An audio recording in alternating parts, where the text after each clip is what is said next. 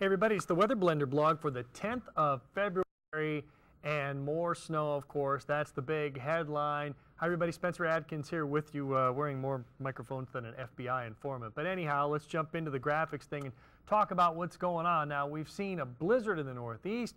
A blizzard, by the way, is actually defined by the visibility and the wind in combination with the snow. It's not the amount of snow or the temperature.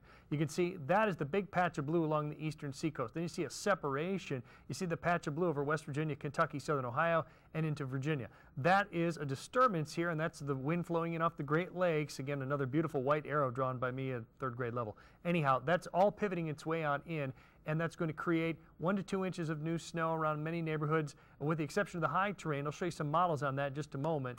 And we think that things will dry out pretty substantially. But, you know, not all has been horrible. You can see some beautiful scenes. These were in Greenbrier County near Trout, West Virginia. So we appreciate that submission right there. That's very gorgeous scenery right there. And then this comes to us from Ohio, from Mark Cisco, and he says his comment on top, brr. So we certainly do appreciate that. Those roads did freeze over, and that's the problem. We have a little water on the road that freezes, and then you put a little snow over top of it, and it becomes a skating rink. All right, here's our weather models. We're starting off looking at Thursday morning. Still have the Great Lakes cranking in some moisture, and you can see the green over West Virginia, and it kind of drops off on the eastern side of the mountains. The blue line is the rain-snow line, would be rain to the south, but it's just snow in the morning. The big blizzard area is moving its way on off to sea. So overnight and into Thursday morning, how much snow are we talking about? Well, the model that we call the NAM says 2 inches in the high terrain. That's the blue. Then we step down into the red. That's about 1 inch around Charleston, about a ½ an inch. Again, let's say around Huntington and points west. Now that's the NAM model. The GFS says, again, that 12-hour period through Thursday morning, it's more like 2-3 inches along the highest peaks, and then it steps down again to about 1 inch around Huntington and less to the west. There's your 6-inch bubble Boston area out of the blizzard. They're going to have a rough commute on Thursday. All right, now I want to step ahead. Let's go out to Saturday using the GFS model. Now we're looking at 18,000 feet. And basically on this map, you're looking for vorticity, or the big orange-yellow areas, and that generates lift.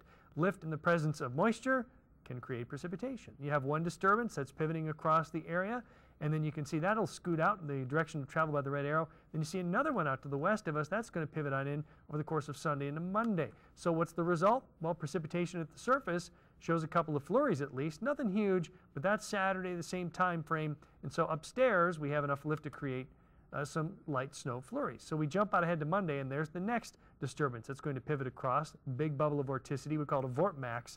That's, again, a good area of lift that'll be pivoting its way on through. And what's the result? At the surface, now that's a little better, healthier looking snow. That'll be coming across. So Sunday late into Monday, we could pick up more accumulating snow. So that's something that we'll be watching out for. And again, not all is awful. We just wanted to show you another gorgeous scene from one of our viewers taken in Trout, West Virginia, in Greenbrier County. Beautiful pastoral setting right there, but as you can see, a lot of work ahead to get that all shoveled off. So that's a peek at what's going on. We appreciate you hanging out with us here on the Weather Blender blog. Drop comments down below if you're looking at us on YouTube, or if you're looking at us on our TV websites, feel free to add a comment in there as well. Back with more tomorrow.